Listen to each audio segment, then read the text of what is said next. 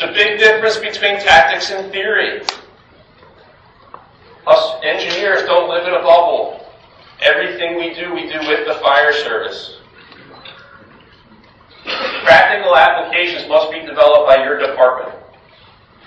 If you have 2 guys on the first responding rig, if you've got 6 guys on the first responding rig, if you've got small houses, big houses, all of these differences are extremely important, and we're going to talk about those differences. Engineers don't have all the answers, regardless of what some people might think when they read the first sentence of a report. We can't test every possible configuration, but we can begin to bound the problem. And that's where we're going to go. We're going to talk about variables to give you the right information. There aren't enough fires to make you an expert, so we need research to bridge the gap. It would be awful freaking cool if you could respond to a house fire, pick a set of tactics. All right, this one, I'm going through the front door, hitting that fire in the CD corner, we're going home, and I'll vent that window and throw this fan up and cut a hole in the roof. All right, well, that went pretty well. All right, but this time I'm going to rewind the tape. We're going to go back 2 hours. We're going to go back to the firehouse. We're going to do it again. Everything is exactly the same, except I'm going to pick a different tactic this time. You don't get that luxury. We can do that in research. We can only change one thing so we can understand the impact of that one thing. We want to make sure that you guys aren't guessing on the fire ground because you aren't quite sure what to do or what impact you're going to have on that fire.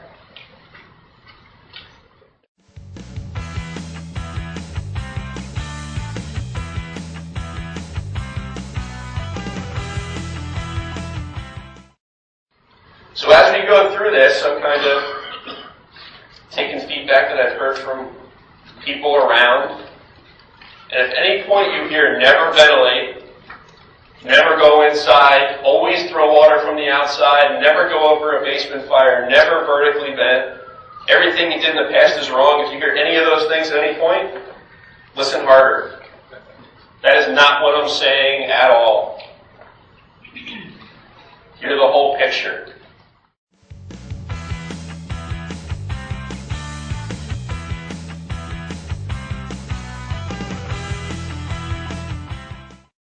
Let's talk about the changing fire environment.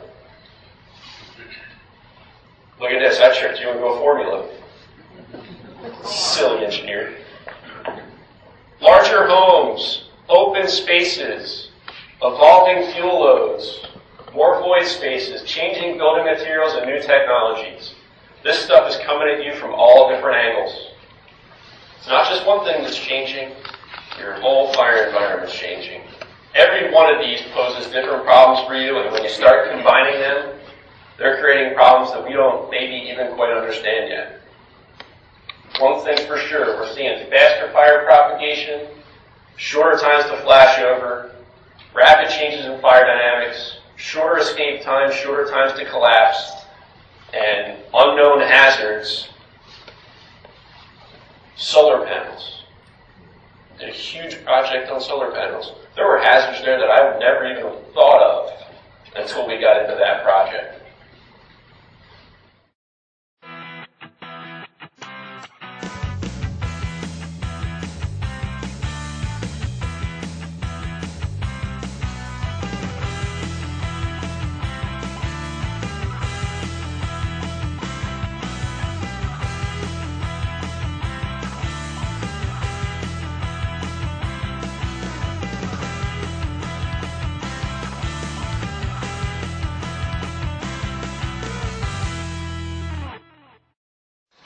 Steve Kerber at UL set up this very good demonstration, this good experiment. Legacy fuel and modern fuel. I'm sure most of you in the room have already seen the demonstration where he did it in a flashover cell. And this is the beauty of this business, because then I call Steve and I say, Steve, that's a flashover cell. That's not a house, right? Might perform differently in a house. So Steve says, I'm going to build some houses. We'll see what it does. So the legacy fuel is basically sofas. The cushions are made of down, a natural material. The back of the sofa has cotton in it. There may be some wool in there, some kapok in the target sofa. They're all natural fibers. The modern fuel, however, is made of polyurethane foam, polyesters, right? And what do we see in the modern fuel? Inside, it's darkened down already, right? That home is full of smoke top to bottom. What's that doing for the occupants? Not good. What do you notice with grandma's furniture, or maybe great-grandma's furniture at this point in time? Now, the smoke layer is still developing. We're still in the early growth stage of the fire. We're in that incipient stage of the fire. They just vented. What's happening in the modern fuel side once they vented? They've now reintroduced additional oxygen, and that's going to allow that fire to quickly transition to flashover. What's going on with the old fuel? We're still in the growth stage. We haven't got ventilation limited yet. We haven't gone into that early decay stage. So the fire keeps going. So basically the way the experiment's being run is we're waiting for the legacy fuel to get ventilation limited, get oxygen depleted, be fuel rich, all the same kind of terminology. They mean the same thing. And then they're going to vent it. So we're waiting for it to darken down. And even though this video is sped up in the interest of time, it seems like we're watching paint drying, doesn't it? Well, what the difference is Granddad had more time. So if he opened the door or did some other action, the fire was more forgiving. The new fire is so fuel rich. The house is storing so much energy. There's bigger compartments. It's not as forgiving. Right? So you don't have that luxury of time. Now it's getting darkened down. They're getting ready to vent the legacy. They open the door. They take the window.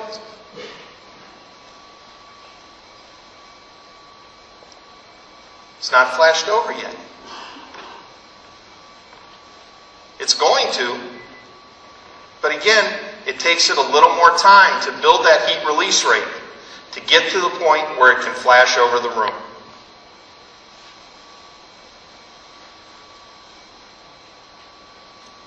You see the layer building. You see the unburned fuels filling that space. They're going to get hot enough to ignite, basically for the conditions for the fire triangle to get those gases burning. And then fully developed full flashover. Look at the times. It took 4 times as long to become ventilation limited in this demonstration with the older fuel as it did with the modern fuel. Then from the time to ventilation of flashover, the legacy fuels, the natural fuels, over 8 minutes. The time for ventilation of flashover, 2 minutes. How fast does that time go by when you're on the fire ground? Trying to get hoses moved, trying to get people organized, trying to get things going.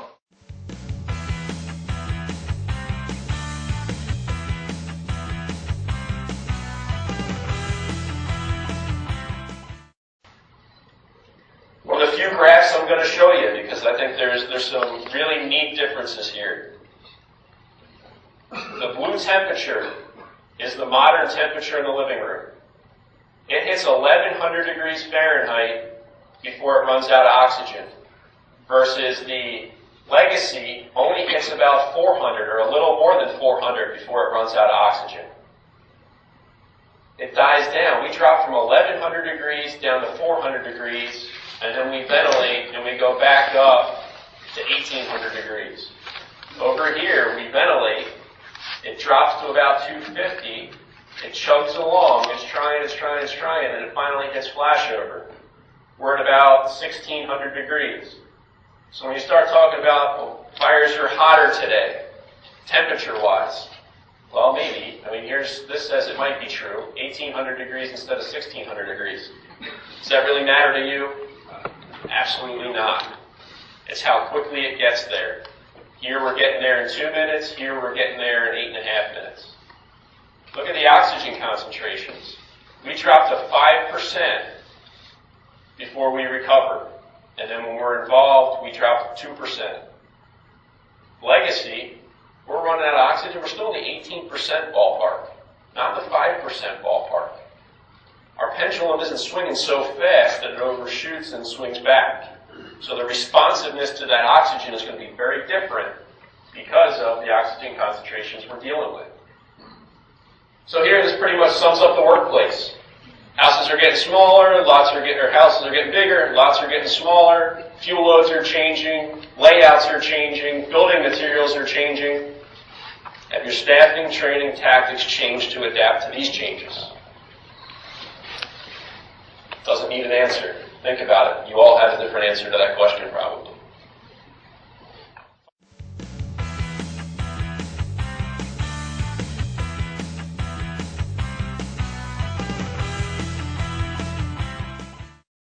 You have a room like this out in the open. This is what your fire growth curve looks like. Ignition, growth, fully developed, decay.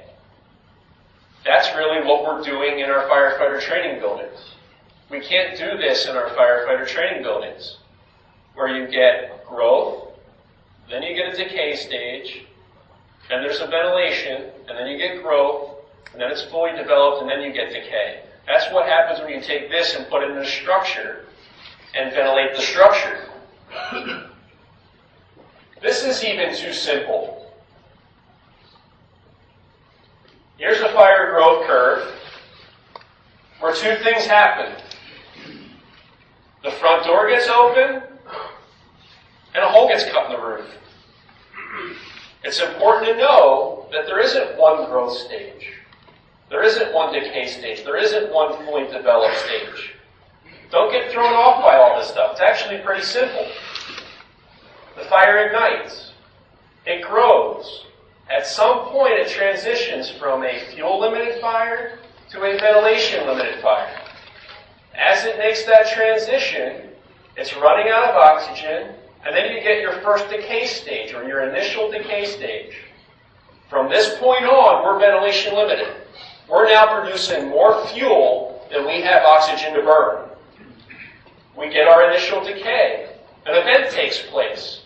That event happens to be ventilation. In this case, we open the front door. Then we get a second growth stage. At some point during that growth stage is flashover. Flashover is not a stage of fire growth. It's an event. It's a momentary event that takes place during that growth stage, and that growth stage continues. At some point, when we've got fire completely coming out of that front door, and that flow path only exists at the front door. You got flames coming out of the front door, you see air going in low, flames coming out of the top. It's burning there because it ran out of oxygen, and that's the only place it can find the oxygen. That's fully developed. It can't get any bigger. It's responded to the oxygen, it hit a peak. So now we're in our first fully developed stage. So the fire isn't vented, it's venting. You give it more air. In this case, we vent the roof. We get another growth stage. More fire, more energy is being produced. And then once we've got fire coming out of the front door and fire coming out of the roof, we hit a fully developed stage again. So we've got a new fully developed stage that is above the other fully developed stage because we're burning more now. And then we go ahead and we hit it with some water, and then we get the decay stage. What would happen if we went ahead and took that window out after we made the roof vent? We come up again, another growth stage, another fully developed stage, until we get water on it, or we run out of fuel, 1 and 2, and then we get the decay stage. I think we have a lot of folks out there that believe when the fire's showing from the structure, it's vented. We're all good. It's coming out. Well, you're all good because you know where it is. But if you keep making openings to a ventilation-limited fire, you will keep having fire coming out of the openings.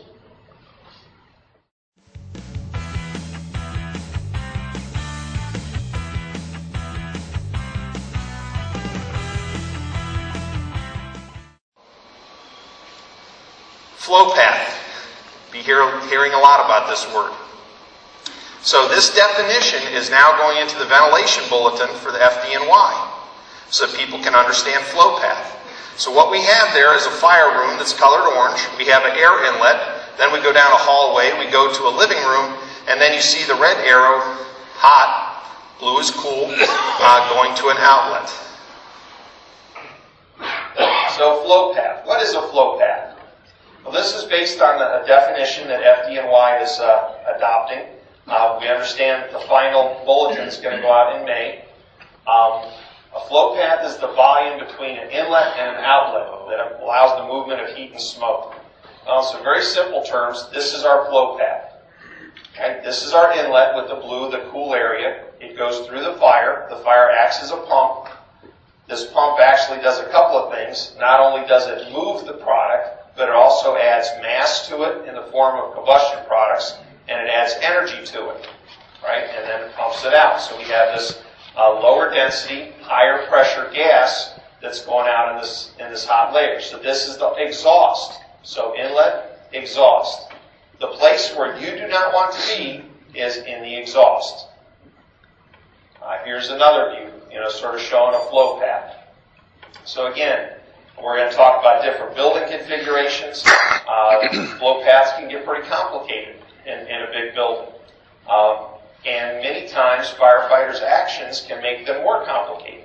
So if you go through a building and do your search and keep leaving doors open or start taking every window as you go, you're making more opportunities for an exhaust if the fire's still active.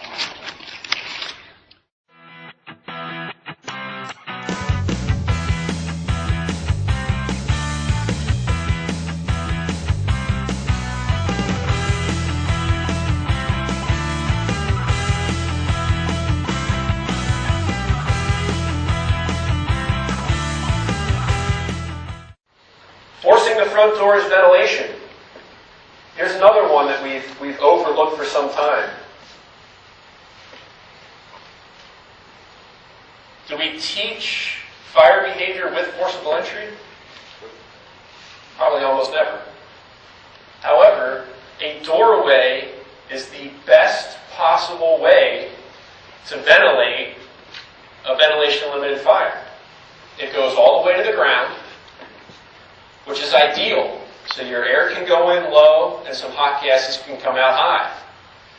It's one of the most efficient ways we have to grow a fire. So if you've got a ventilation-limited fire, which we had in the one-story house and the two-story house, from the moment the front vent gets open until flashover, you're looking at like 60 seconds to 2.5 minutes, depending on a couple variables, just by opening the front door. Do we ever show up, shock the front door open before the hose line's ready to go? All the time. Do we show up as chiefs, want to see what conditions we have, pop the front door, and leave it open? Of course we do. Do we have cops that get that front door open all the time before we get there because they happen to be around the corner? Do we get neighbors that find ways to get doors open? Absolutely.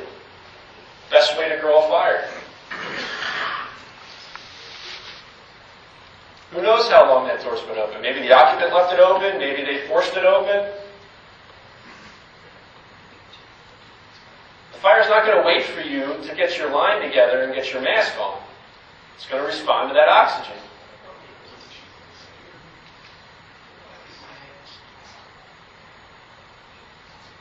Oh, we're going to leave that. Never mind. So what if we were to control the front door? We always don't have front door, there's the fire. It's not always that easy. Sometimes you've got to advance into the structure to go ahead and put the fire out. If you can delay the chance that it becomes a race between how fast you can get in there and how fast the air can get in there, if you're not really tight with your 90 seconds, you want to do everything you can to limit the oxygen going in through that front door. So even if you have a hose line going in through that front door, straight in, and you still leave the door open about 1.5 feet, that 2/3 that you're blocking that opening has a really positive impact on slowing that fire growth down. Kind of gives you yourself a little bit of a buffer. Here's what that looks like. The one on the left, we forced it all the way open, allow the hose screw to go in, and then we pull it closed so it's only open so a 2-inch line can go straight through the front door. The one on the right, we just kick it all the way open.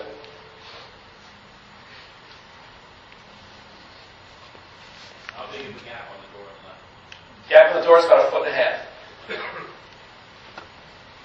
Same fire rates. Same fire load, everything else is identical.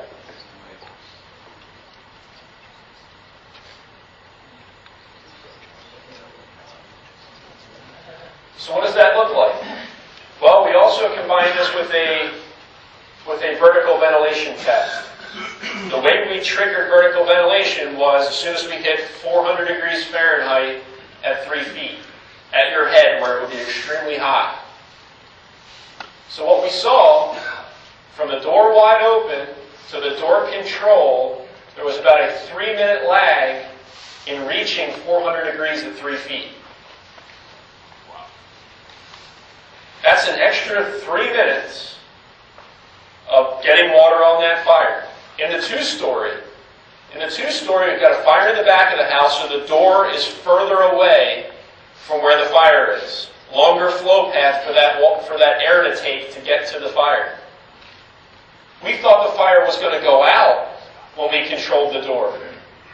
Versus wide open, we went 400 degrees in about 9 minutes, in about 12 minutes, versus leaving the door controlled, thought the fire was going to put itself out. So we wound up opening it all the way to continue to grow it so we could do the vertical ventilation piece of the test. Door control is a temporary action.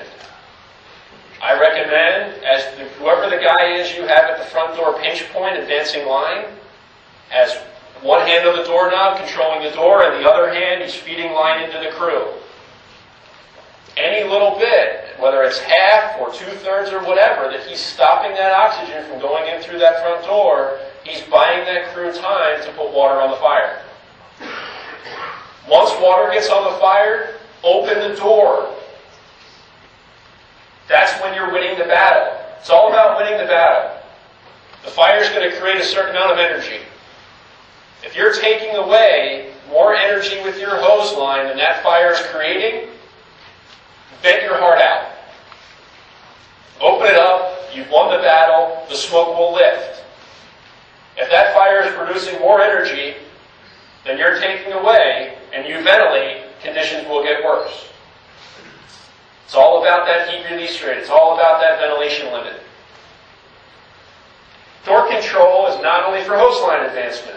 I'm not suggesting you search ahead of the hose line, but if you have to, and I understand there's conditions where you may have to, my kid is in that room right there, and you're going to go by way of the interior, one of the best things you can possibly do is control that door behind you.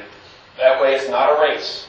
If you can buy yourself 3 extra minutes or more to get that victim and get them out before it flashes on you because you don't have any means to slow it down, because you don't have a hose line, this is a tool to consider. It's not only for the front door. If you're moving your way through a house, every door that you can control, you can cut yourself off from the flow path and buy yourself plenty of time to search the area you're in. Or if things go to shit on you, and you need to get out, and you can get between where the fire is and a closed door, you're going to buy yourself all kinds of time because you're not the flow path anymore. People get concerned about the door relatching and things like that after you force it. Use a tool. If it's only open a little bit, you're doing a heck of a lot of good. Rate of change. This is one thing that we saw over and over again. We've seen it in my test, we've seen it in Governor's Island, we've seen it in Spartansburg, we've seen it all over the place. It's a constant that keeps happening. You get this lull period where the fresh air enters and it mixes with the ventilation limited conditions that are in that house. And the moment things start to go bad, they go bad in an absolute hurry. We're talking from 100 degrees to 2,000 degrees in 10 seconds. Gets bad really fast. Venting near the seat of the fire versus far from the seat of the fire. Again, it all comes down to flow paths. The closer you vent to the seat of the fire, the faster that fire will grow. The faster you provide that oxygen to the fire, the faster it will grow. The closer you vent to the seat of the fire, and the faster you put water on the fire, the faster you let the heat out. So in our books, when it says vent near the seat of the fire, the reason it's saying that is because it's assuming that you're controlling the fire with water. That's when you want to let the hot stuff out as quickly as possible, the nearest you can to the seat of the fire. Venting far from the seat of the fire. If you want to spread the fire to a different part of the structure, provide that as a flow path. Vent that back window. Eventually, this fire will go back this way because fire is nothing more than pressure phenomena. It's going to flow from a higher pressure to a lower pressure. The moment you give it the low pressure in the back of the house, it's going to take longer for this fire to go to flashover if you vent back here, because that fresh air needs to make it all the way into here, and as it's making it into here, it's got the hot gases going out over top of it. At that interface, they're kind of mixing together. So you're not exactly getting 21% oxygen right away into this fire. It's mixing. You might get 19, 18, 17% in here. It doesn't grow as fast. But when you vent right at that seat of the fire, that's where you're getting your 60-second, 90-second, 120-second flashover times. You're giving it right where it wants it. But if we put water on it, before we get to those time frames, then it goes out and the heat leaves. And you do exactly what your ventilation was intended to do. You've got to coordinate it. Reading smoke. I gave you a quick glimpse of this earlier. Ventilation limited fire. It's pushing out every little crack that it can find around our window plugs, around our doorway.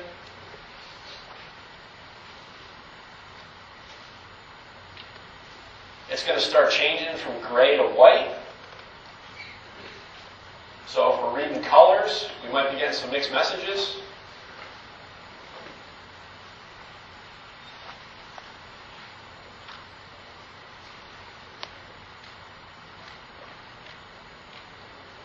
And we lose a lot of our visual cues. How many people have responded to smoke in the area, found smoke in the area, had a house on fire, but the house on fire really didn't have much showing whatsoever? Too lately. Like that. So it's the other piece of this, because the attic space is vented, a lot of times you might get lazy smoke coming out of the eaves or out of the roof line. That's because that is not, it's an open space. So if smoke leaks into the attic space, it's continue to slowly leak out because of the ventilation in the attic space. So you might only have smoke showing from the eave line. Doesn't automatically mean you have an attic fire. It means probably you have a ventilation limited fire in the living space. When you pop the front door, this is probably the best insight you have to what's going on. Pay a lot of attention when you pop that front door. If you get smoke pulling in past you low and fresh air going in at about 10 to 15 miles per hour, you have a ventilation limited fire. Fire acts like a pump. It pulls fresh air, pushes out hot gases. That fire is ventilation limited, the faster it's going to pull that air in. So if for some reason you're thinking, all right, I'm searching ahead of the hose line on this one, and that front door gets popped, and it starts pulling in, you probably want to think of either that's not the fire to do that on, or get some door control going. It also tells you a lot about potentially what the level of the fire is. Because, again, the fire is a pump. It wants to create a neutral plane. So if you pop that front door and the smoke stays at the ground, you might have a basement fire. You pop that front door and the smoke lifts and makes a tunnel right here, you probably have fire on the first floor. If you pop that front door and you've got smoke filling your front door that immediately lifts to the top of the doorway, the fire is probably above you. A lot you can learn from that front door. But again, you've got to watch for a second and slow yourself down and read the conditions. You can't just pop it and go running right through the front door. If this is a good indication of what's going on, take the second to look at it. The other thing you're going to notice is, with the fire being a pump, and it starts recirculating smoke and creating a tunnel, that airflow is going to where the fire is. If you have a charged hose line and you're ready to go, it's leading you right to the seat of the fire in many cases. The other thing you need to realize is, this is just creating a tunnel between you and where the fire is in some cases. It's not lifting the smoke in the rest of the house. The back rooms don't have smoke that automatically lifts up off the floor. This is also temporary. As that pulls in, as soon as that oxygen mixes with that fire, you're now losing the battle again. It's creating more energy and more smoke than you're letting out.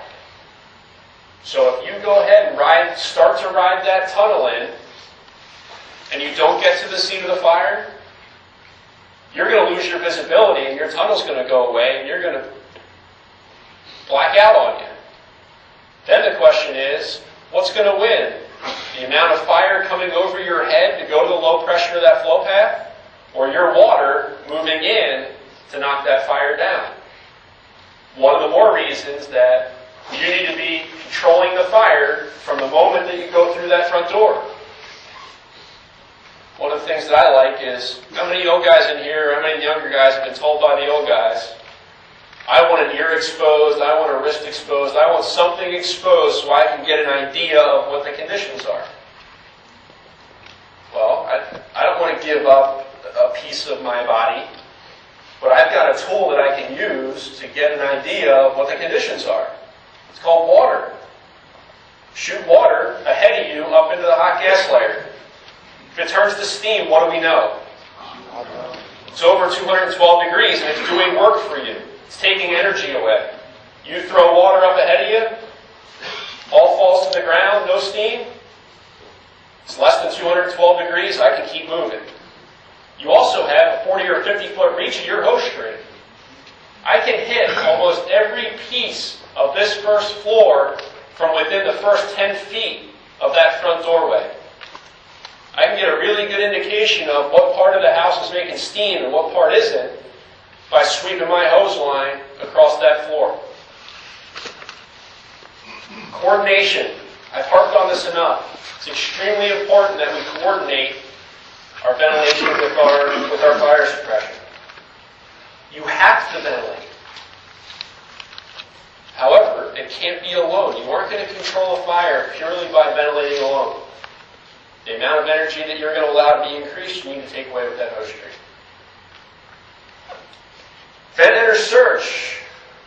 And then what I've gotten beat up and ridiculed about and everything else is you add the word isolate in there and all of a sudden you're a horrible person. You learn real quickly by traveling the country that a whole lot of people weren't even considering closing that door, while many others say, I've been closing that door forever. You've got to isolate the flow path. Here's a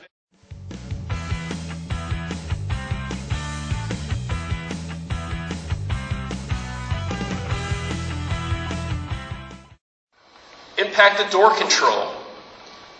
George shared a lot of passion about door control.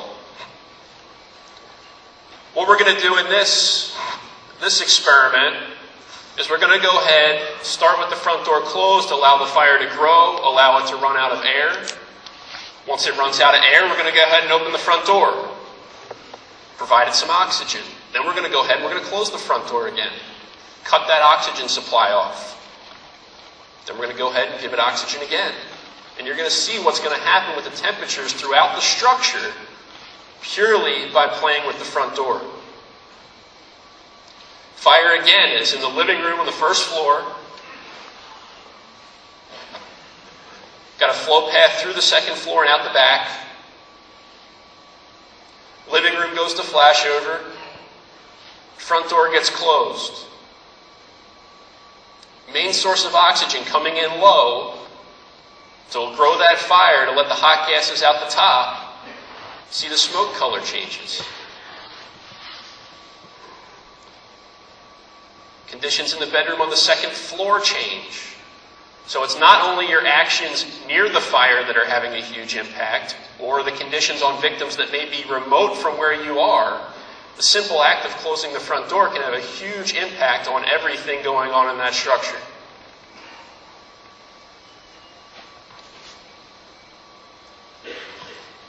When the images go blue, that's just Dan and I burning up another high-dollar camera so we can give you a view. When you start seeing the thermal imaging cameras start getting distorting, that's where we start getting a little bit nervous. If the head technician, Roy, he's got a row of charcoal briquette thermal imaging cameras on his desk so that way you keep his trophies. So what happened? Look at the top of the stairs. Look at the area leading from where the fire is to where the victims may be on the second floor bedrooms. Once the door gets closed, you drop the temperature almost in half at the top of the stairs, from 500 degrees down to 250 degrees. Heat rises, right? Well, when you cut off the source of the oxygen, and that fire cannot produce the energy, it can't produce the heat. Temperature is nothing but an end result of the energy. As soon as you knock that fire back by cutting off its oxygen supply, 500 to 250. We open the door, 250 to 750. And again, we're talking about the door being open for about 20 seconds. We're increasing the temperature at the top of the stairs 500 degrees. We close the door again, it goes from 750 to 450. Open it, 450 to 900. Close it again, 900 down to 500. Look at the bedroom temperatures. We're making huge swings by doing nothing but opening and closing the front door. So when you start talking about being ready to start your attack, having that charged hose line ready to go, that charged hose line isn't ready to go. When you open that front door, you're sending those top of stair temperatures from 250 to 750 while you're waiting for that line to get in place. Keep them at 250 until you're ready to take energy away from that fire with your hose line. It have a huge impact.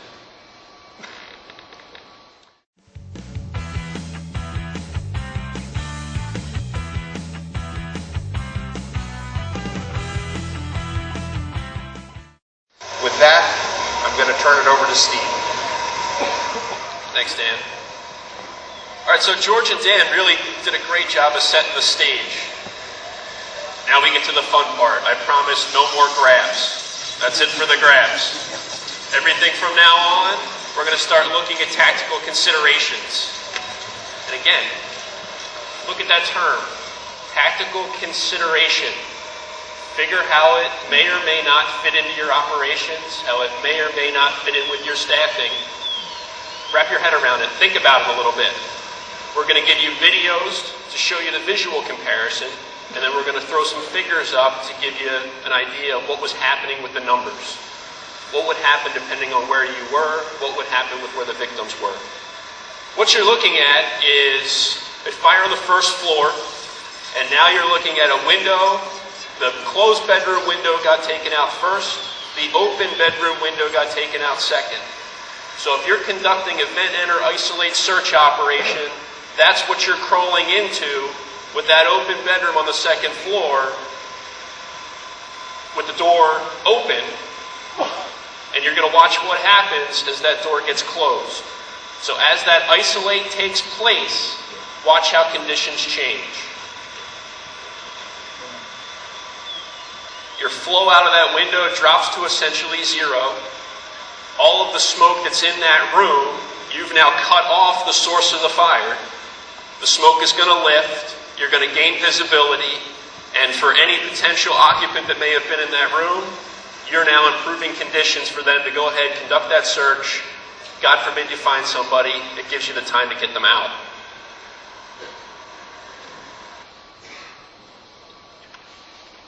So what's that look like?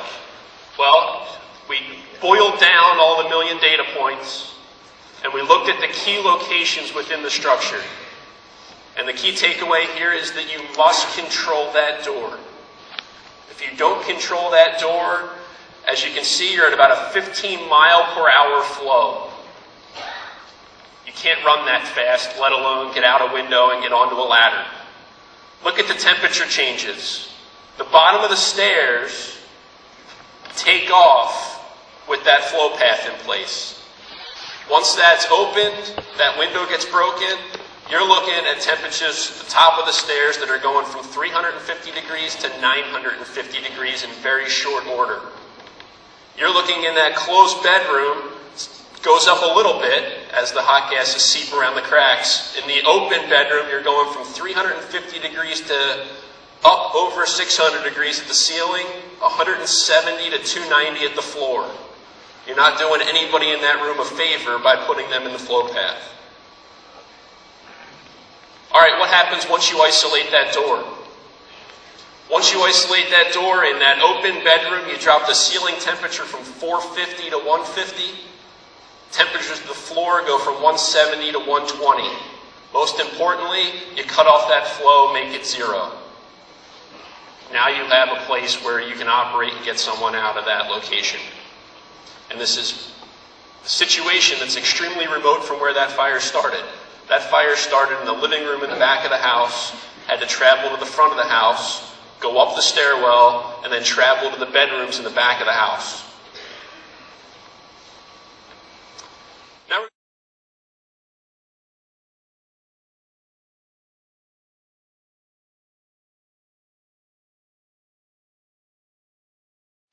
so this is firefighter Rob Weedman in the window. I'm sure most people have seen the video. They got a 911 call. A lady had been gone from her house for about 45 minutes. Her husband went to work, and then she took her children to school. She came back, and she heard the smoke alarm going off. She opened the front door. She went up the stairs a little bit, saw plenty of smoke upstairs, came back down. Front door remained open, and basically she was calling 911 from the foyer, keeping the door open. That ended up getting transmitted as someone trapped in the house, as she was calling from in the house. When they arrived on scene, they did talk to her, but they started to go ahead of the hose line and started to make a search. So what they didn't know was that the rear of the house, the windows had already vented, and there were flames going out the rear of the house. And then they broke these windows, and Rob then broke this window to get out. The ladder company was already on the roof. That's what this was doing there, and they had vented a number of skylights. So in the space of about a minute, we've got the front windows vented, or two of the front windows vented, and the skylights and the scuttle vented on the roof. So here's the front of the house. Here's the rear of the house where the fire had extended out of the rear windows. Here's the floor plan. So yesterday in the talk, they talked about a railroad flat. This is what a railroad flat looks like. The fire started in the rear. Basically, a curling iron was left and got knocked into a pile of clothes. And over that 45-minute period that the mom was gone, it had burned pretty well in this rear bedroom, failed the ceiling, and was up into the joists in the roof. The two windows were out. There's only thin glass doors between this room and this room. There's a hollow core door between this room and that room, and there's just a big open doorway between this bedroom and this bedroom. So the only entrance to the hallway is here and here. This is the stairs, this is the hallway. This is what's referred to as a dead man's room. The doors to this were closed. That room looks pretty good. The windows didn't fail. So here's the rear room, the room of fire origins. You can see the chipboard had failed and it had gotten up into the roof, and the joists are pretty well charred. Here's the room where the firefighters were burned. Didn't burn there as long. Here's the stairwell. There's a skylight right above the stairwell. And here we can see that we have bidirectional flow in this window. Hot gases coming out the top, fresh air coming in low, which in part is what saved the firefighter Weedman's life. Because he got himself to this point, he had his face out the window, his face piece just had a little bit of damage to the side, so he had no respiratory damage. Fortunately, he's burning the hell out of his arm and his leg while he's waiting for the ladder to get to him. So again, we model it looking at the timelines of when the skylights were open, when the scuttle was open. So this is before tactical roof and window ventilation. So the front door is open, so that's our inlet. The flow path comes up the stairs. Our fire is in the bedroom, just it's lined up with this. So this is the stair side of the house. This is the bedroom side of the house. We sort of divided it in half. So we're looking at the railroad flats here, the stair here, or the railroad bedrooms here. So that the flow's going up and in and over into the bedroom and out the windows. Right, so that's the path of least resistance. That's the preferred path of travel. And then here are the skylights, and then here are the front windows. So what do you think happens? Well, when you break the skylight, what's going to happen? Now that's an exit flow, part of the exit for the flow path. So the skylights are open, the fire area is getting larger, the fire is coming to the openings, right? You saw it in the video I showed you earlier in the simple room. The fire wants to burn toward where the air is.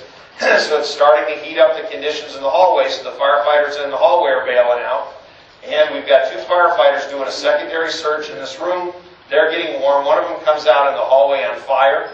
They put a hose stream on him, and he's not burned very badly. He gets out. And Rob Weedman doesn't make it to the door to get in the hallway, and he's hanging out here. And because the windows are broken, the fire is moving toward them. In fact, it's hotter where there's ventilation as opposed to where there's limited ventilation, right? Because that's where the burning is occurring. So we showed this to the staff chiefs at FDNY, and they asked us to go back and try a number of different variables.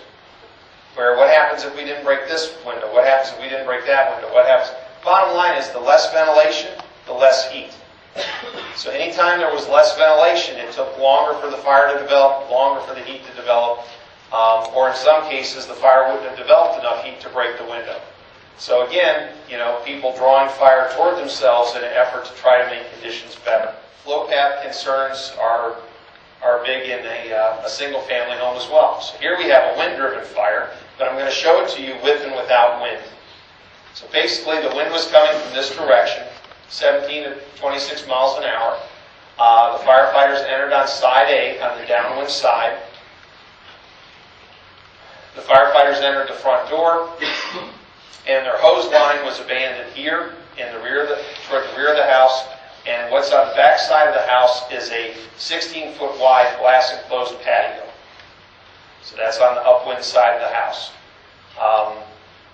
We have the victims made their way, they left the line, they made their way here, and that's where their bodies were found. Fire started in the attic. It was well involved by the time the fire department arrived, by the time the homeowners noticed the fire. The homeowners then wanted to save some vehicles, so they opened the garage door. The door between the house and the garage was left open, and the garage door was left open. They got one of their vehicles out of the garage. Fire department arrives. They force entry into the front door, and you can see where the damage pattern basically is the wind is feeding it. There were some holes cut on the roof here, sort of just above the foyer area here. Ladder company cut some vents in the roof. So we modeled it, again, with our fire dynamic simulators. We're modeling the whole house. We're modeling the vent. We're trying to model the fire department actions, where ceiling was pulled, where the vents were cut, where the ignition source is, and the solarium failure. So this version of the model is going to show you what would happen if we vent the solarium and there's no wind. So right now the garage door is open. The door to the garage from the kitchen is left open, as the homeowners did. The front door is closed. The fire is dropping down from the attic and starting to work its way around the interior of the structure. Anything above red is 500 degrees Fahrenheit or above. The front door is now open. After they open the front door, they were kneeling there, masking up and getting their gear on. Engine 26, which were the 2 victims, now has entered the house. Engine 36 follows behind. Engine 36 didn't get as deep into the house. They started to pull the ceiling. They were trying to flow water up here.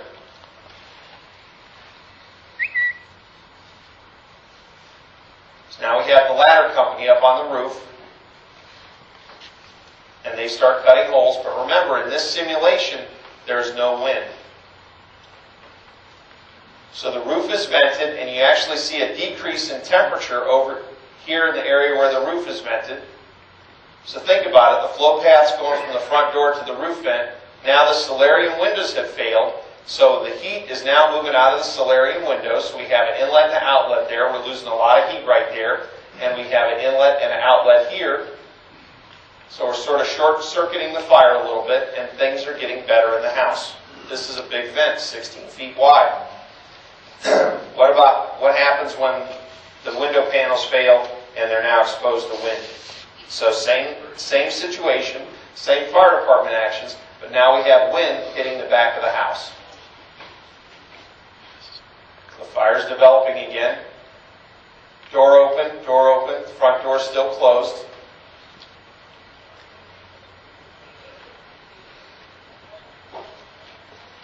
The front door's open, the firefighters are now on the porch masking up.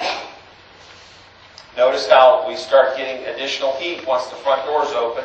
They now enter the structure, they go down the hallway, and get into this rear room where they start fighting fire. When they were last seen by engine 36 as the heat is forcing them out of the house, these guys were still standing.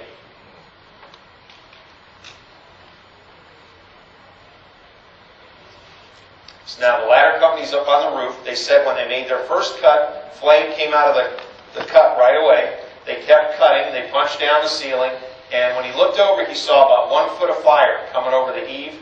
Then he looked again, and he saw 16 to 20 feet of fire coming over the eave. That's when the window failed. So the window fails, the air comes in, and what happens? There's the flow path, right? Coming in here, down the front door. So it's possible they couldn't stay on the line to follow it out because it was just too hot because the line's in the flow path, right? So they got to an area that was cooler. It just wasn't cool enough for them to survive. The flow path was also in this direction. So what's going on in this front hallway? Well, when we have no wind, hot gases are going out of the vent, and we sort of have cool air coming in the front door, providing some protection, some relief, if you will. Once we have wind, that's not there anymore. Flow reversal at the front door. Before glass failure, we've got cold air coming in low. After glass failure, we just have hot gases. We have unidirectional flow coming out of that front door.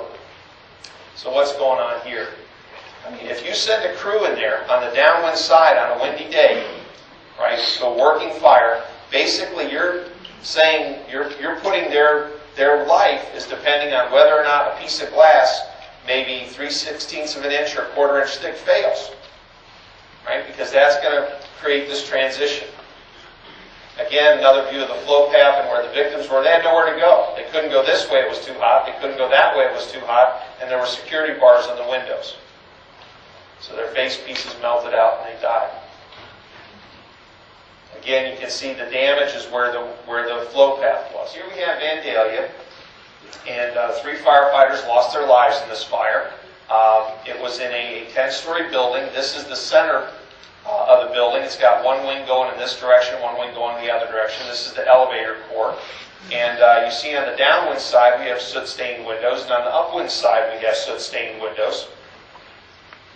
The wind is coming on the upwind side. That was the fire apartment actually on the upwind side. And we had 3 firefighters. The last time they were seen alive by somebody, they were in the elevator lobby. When they looked through the window into the corridor, it was light smoke conditions. Not a big deal. And they started to move down the hallway. There was a little old man in this apartment, and he started to get smoke into his apartment. And the way apparently he got rid of smoke in previous times when there was smoke in his apartment is he opened the windows. He's on the downwind side, the low pressure side of the building. So again, hot goes to cold, high goes to low. So what do you think happened when he opened the windows? Additional smoke came as an apartment. So he decided he was going to leave his apartment. And he opened this door, and the door remained open, and he got even more smoke, and so he sought refuge in his bedroom, and he safely rode out the fire. Because the other thing we learn about flow paths is their thermal impact is extremely directional, following that flow. So, something broke the windows in the fire apartment. We'll never know what. But Lieutenant Cavalieri, Firefighter Bohan, and Firefighter Bob basically were between the fire apartment and the little old man's apartment. So when these windows failed, this apartment flashed over, and intense heat and smoke came out of the apartment and went in that direction. So they got caught between where the fire was and where the fire wanted to go. Firefighter Bob the can man was able to get out of Mayday. There were rescue companies and some engine companies in the stair. They had just finished getting a lady in a wheelchair out of this apartment, and within less than a minute, the Mayday was called, so this lady was not burned. She was treated for smoke inhalation and released that evening. So we know conditions weren't bad. They changed pretty quickly. As these firefighters went to make an attack, they couldn't get out of the doorway because there's a bulkhead door just behind them that was open. That was their practice at the time. The roof man goes, opens the bulkhead door, it stays open no matter what. So the flow split and now started to go over their head. So this is the direction from the fire department to where they were trying to advance the line. Eventually they advanced 2 lines down the hall, and in reality the fuel load in the apartment was starting to burn down. And they recovered the bodies but were unable to rescue. We look at how the apartment was burned. There's a pretty intense fire in there. It burned through the gypboard, got into the foam plastic insulation on the exterior wall. It burned so hot it spalled the concrete ceiling, the deck planks of the concrete ceiling. And so we made a model of it with our fire dynamic simulator. In fact, this was before the fire dynamic simulator even had its name. So the wind is coming from here. The roof man, in his statement after the fire, he said that he saw flames pulsing in and out of the window, in and out of this window. He did radio that there was a high wind condition. And so when this was modeled originally, the thought was that the wind was going up and down, and that's why the flames were pulsing in and out of the window. So you'll see that when the wind blows, we'll have a push of smoke and heat, flames down the hallway, and when the wind stops, it kind of goes back to the fire department. So here's our flow path through the little old man's apartment. Right now, this door is not open until after the Mayday. Here's the opening for the bulkhead door. The Mayday's called, they open the door, and you see how smoke and flames start to enter the stairwell and why they burned several hose companies before they were able to advance the line down the hall. When the wind stops, it retreats. When the wind blows again, it pushes out.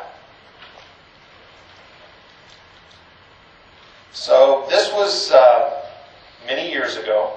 It was shared with the FDNY that asked for it. It was never really published until 2008, after we did some experiments because we had no way of validating this. This was sort of our best thoughts on it at the time.